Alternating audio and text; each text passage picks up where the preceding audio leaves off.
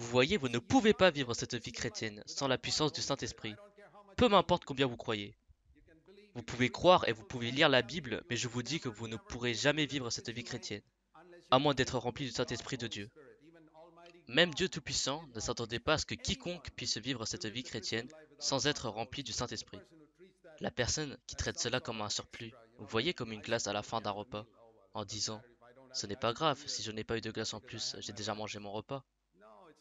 Non, ce n'est pas comme cela. Le Saint-Esprit représente tout.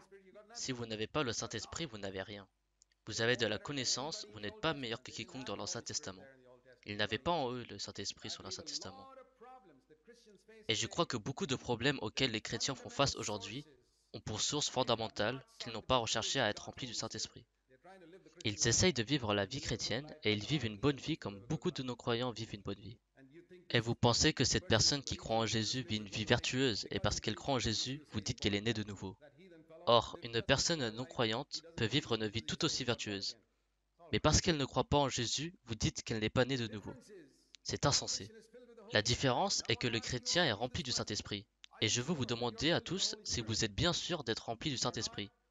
Si vous ne l'êtes pas, qu'êtes-vous en train de faire?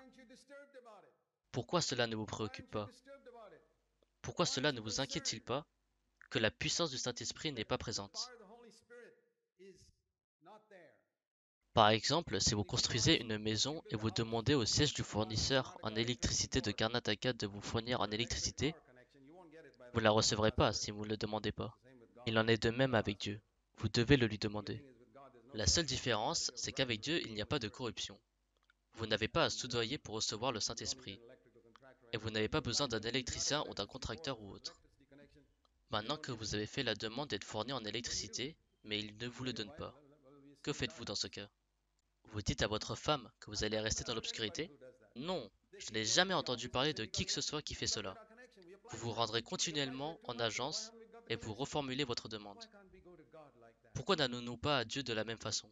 Pourquoi ne pouvons-nous pas aller à Dieu et lui dire Dieu, j'ai reçu le Christ dans ma vie. Pourquoi ne puis-je pas recevoir le Saint-Esprit? Fournis-moi en électricité. Mon frigo ne marche pas. Mon enregistreur vocal ne marche pas. Les ampoules ne s'allument pas. Les ventilateurs ne tournent pas dans ma vie. Fournis-moi en électricité, Seigneur. Je crois vraiment que vous devez prier. Je crois que plusieurs d'entre vous doivent sincèrement rechercher le Seigneur, parce que Dieu voit que vous vous contentez de vivre dans l'obscurité. C'est pour cela qu'il ne vous remplit pas. C'est ce Saint-Esprit qui est supposé nous communiquer la puissance de la résurrection de Jésus-Christ. La puissance du Saint-Esprit est la même que la puissance de la résurrection de Christ. La Bible parle de la puissance qui a ressuscité Jésus d'entre les morts. Ça signifie l'ayant élevé au-dessus de la pire des choses que Satan pouvait lui faire, la mort. Dieu dit, ce n'est rien, je peux vaincre cela. C'est cela la puissance que Dieu veut nous communiquer, le pouvoir de nous élever au-dessus de la crainte, du péché, du découragement, de la morosité et des mauvaises humeurs, toutes les choses malheureuses que Satan nous a amenées.